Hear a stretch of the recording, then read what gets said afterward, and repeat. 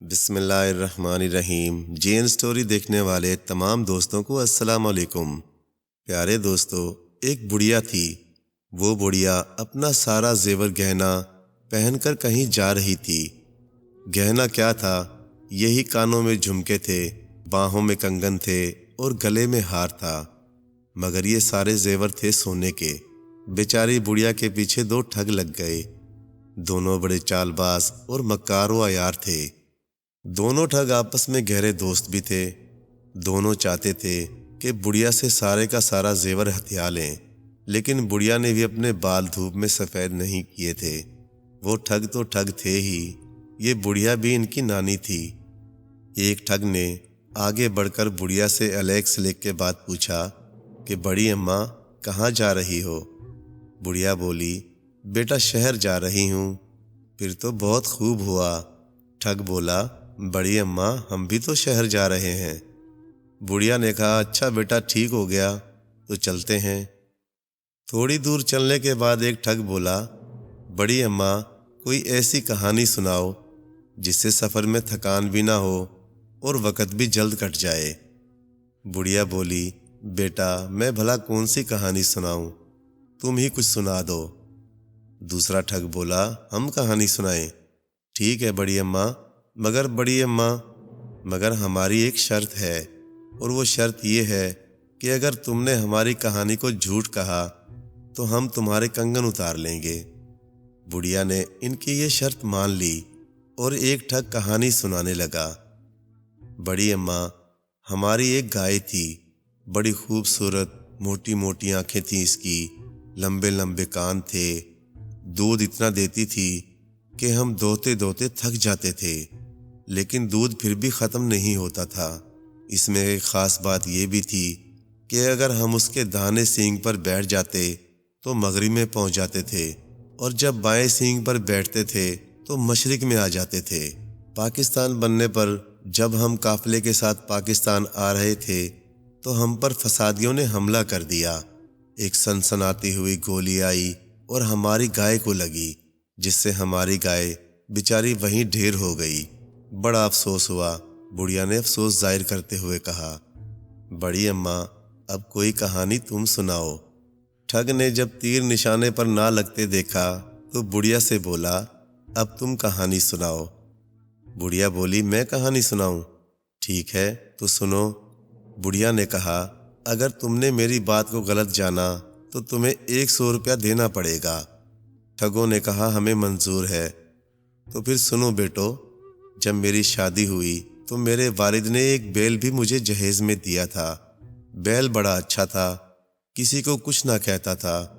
ایک دفعہ یوں ہی باہر کھیت میں کوئی دوسرا بیل اس سے لڑ پڑا، اور ایسا لڑا کہ ہمارے بیل کے ماتھے پر اچھا خاصا زخم ہو گیا۔ ہم نے بہت علاج کرائے لیکن زخم نہ بھر سکا۔ کرنا خدا کا یوں ہوا کہ بنولے کا دانہ اس کے زخم میں کہیں سے گر گیا، ہوتے ہوتے وہ اچھا خاصا پودا بن گیا۔ اس میں ایسی نفیس کپاس لگی کہ تمہیں کیا بتاؤں۔ وہ کپاس ہم نے جمع کرنا شروع کر دی۔ اتنی کپاس جمع ہو گئی کہ اب ہمارے گھر میں جگہ نہ رہی۔ ہمارے بیل کے چرچے گھر گھر میں ہونے لگے۔ بڑی بڑی دور سے لوگ اس انوکھے بیل کو دیکھنے کے لیے آتے تھے، اس کی کپاس کو دیکھتے اور تعریفوں کے پل باندھ دیتے تھے۔ اب ہمارے پاس اتنی زیادہ کپاس ہو گئی کہ سنبھالنا مشکل ہو گیا۔ ہم نے اس کپاس کو بلوا کر کاٹنا شروع کر دیا اور اس کا کپڑا لتا بنانے لگے۔ کئی قسم کے کپڑے بنوائے جن میں کھیس بھی تھے۔ ان کھیسوں میں سے 2 کھیس کہیں چوری ہو گئے۔ بیٹا خدا جھوٹ نہ بلوائے، یہ کھیس جو تم اوڑے ہوئے ہو یہ وہی ہیں جو چوری ہوئے تھے۔ مہربانی کر کے یہ کھیس اتار دو۔ دونوں ٹھگوں نے اپنے کھیس بڑھیا کو دے دیے، اور کرتے بھی کیا، شرط جو لگا رکھی تھی بڑھیا کے ساتھ، مجبور تھے بیچارے۔ ہاں تو بیٹا، بڑھیا نے پھر کہانی کا سلسلہ شروع کیا۔ ہم نے اس کپاس میں سے ململ کے تھان بنوائے۔ ململ کے تھانوں میں سے ایک تھان گم ہو گیا۔ یہ جو تمہاری پگڑیاں ہیں نا، اسی تھان کی ہیں، یہ بھی اتار دو۔ انہوں نے پگڑیاں بھی اتار دیں۔ نہ اتارتے تو شرط کے مطابق 100 روپے دینے پڑتے۔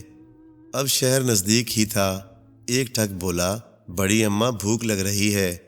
بوڑھی بولی، اچھا بیٹا، شہر آیا ہی سمجھو، مجھے اپنے کنگن بیچنے ہیں، کنگن بیچ لیں اور پھر آرام سے کسی جگہ بیٹھ کر کھانا کھائیں گے۔ وہ دونوں ٹھگ خاموش ہو گئے اور سوچنے لگے کہ بڑھیا کنگن بیچ لے پھر کوئی داؤ چلائیں گے۔ وہ بڑھیا کے ساتھ چلتے ہوئے اپنے دماغ سے سڑکوں پر تدبیروں کے گھوڑے دوڑانے لگے۔ اب وہ شہر میں پہنچ گئے تھے۔ ہر طرف خوب چہل پہل تھی۔ شہر میں اتنی رش تھی کہ کندھے سے کندھا چھو کر چلتا تھا۔ بڑھیا نے اپنے کنگن اتار لیے اور ان سے کہنے لگی، بیٹا، سنار کی دکان آ گئی ہے، تم یہاں بیٹھو، میں اپنے کنگن بیچ کر آتی ہوں۔ وہ دونوں ٹھگ سنار کی دکان کے قریب ہی بیٹھ گئے اور بڑھیا سنار کی دکان پر پہنچ گئی۔ سنار بولا، اماں کیا چاہیے؟ بڑھیا بولی، بیٹا، میں اپنے 2 نوکر بیچنا چاہتی ہوں، وہ سامنے بیٹھے ہیں۔ بوڑھی نے دونوں ٹھگوں کی طرف اشارہ کر کے سنار کو بتایا۔ سنار بولا، نوکروں کی تو ہمیں بہت ضرورت ہے، بولو اماں کیا قیمت ہے ان دونوں کی؟ بڑھیا بولی، 300 روپے۔ اور اس طرح بڑھیا اور سنار کے درمیان بات 200 روپے میں طے ہو گئی۔ میں نوکروں سے پوچھ لوں کہ ان میں سے ایک بکنا چاہتا ہے یا دونوں؟ بڑھیا نے کہا، اور پھر بلند آواز سے پوچھنے لگی، بیٹا، ایک بیچوں یا دونوں؟ ادھر سے جواب ملا، اماں دونوں بیچ دے، ایک کو کہاں رکھے گی؟ بڑھیا نے 200 روپے میں دونوں ٹھگوں کو سنار کے ہاتھ بیچ دیا اور ان کے پاس آ کر کہنے لگی، بیٹا، تم یہیں بیٹھو، میں تمہارے لیے کھانا لے کر آتی ہوں۔ دونوں ٹھگوں نے ایک آواز کہا، کچھ مٹھائی بھی لیتے آنا اماں۔ اور بڑھیا، اچھا بیٹا، یہ کہہ کر 9 تو 11 ہو گئی۔ تھوڑی دیر بعد سنار نے ان دونوں ٹھگوں کو بلا لیا اور دریا جھاڑنے کا حکم دیا۔ جب دونوں ٹھگوں کو حقیقت معلوم ہوئی اور انہوں نے کہا، ارے وہ تو ہماری بھی نانی نکلی۔ سینکڑوں سال پہلے ملک بغداد میں ایک بہت ہی بڑا امیر کبیر آدمی رہا کرتا تھا، جو انتہائی درجے کا کنجوس اور بخیل تھا۔ اس کی دولت میں سے ایک پیسہ بھی کھو جاتا تو اس کے واسطے وہ موت سے بھی بدتر ہو جاتا۔ محتاجوں، بے کسوں، غریبوں کو وہ نفرت سے دیکھتا تھا۔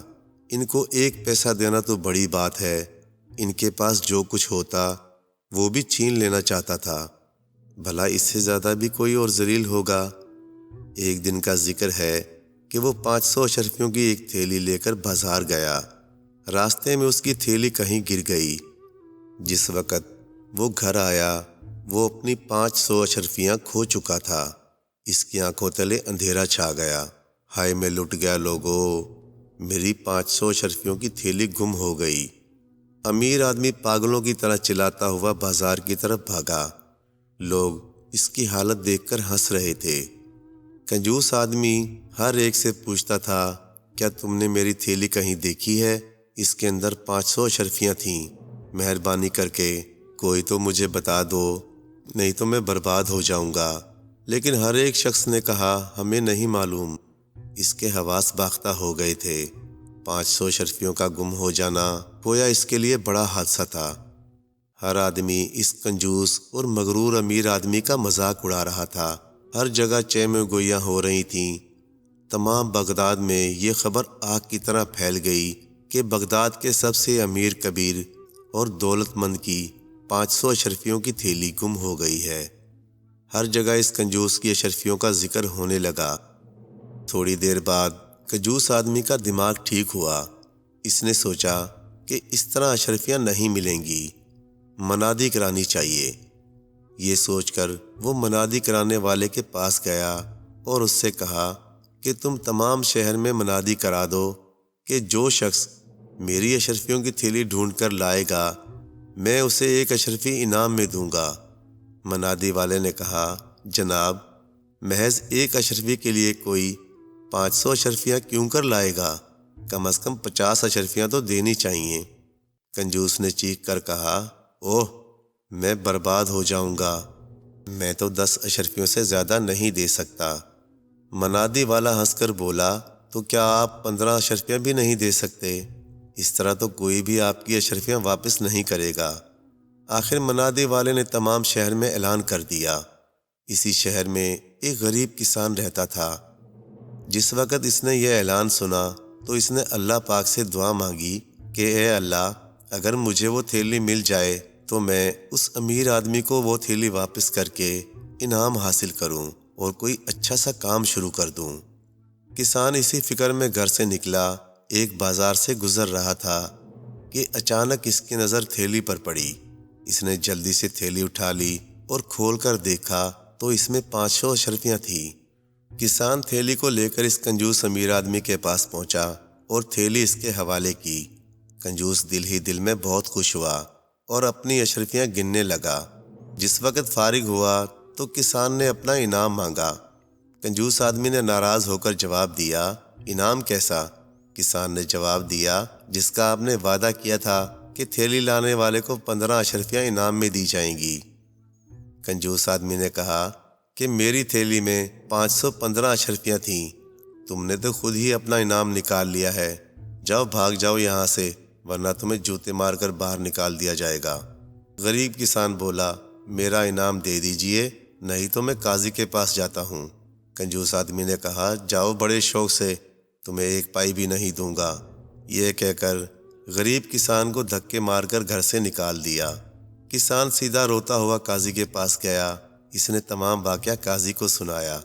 قاضی نے کنجوس کو طلب کیا اور اس سے پوچھا، یہ کسان کہتا ہے اس نے تمہاری تھیلی تلاش کر کے دی ہے اور تم نے وعدے کے مطابق اس کو انعام نہیں دیا بلکہ مار پیٹ کر گھر سے نکال دیا، کیا یہ سچ ہے؟ کنجوس نے جواب دیا، حضور یہ ٹھیک کہتا ہے، لیکن میری تھیلی میں 515 اشرفیاں تھیں۔ قاضی نے کسان سے پوچھا، کیا یہ ٹھیک کہتا ہے؟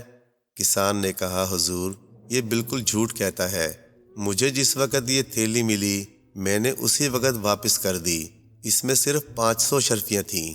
قاضی نے کہا، وہ تھیلی مجھے دی جائے۔ کنجوس نے تھیلی قاضی کے حوالے کر دی۔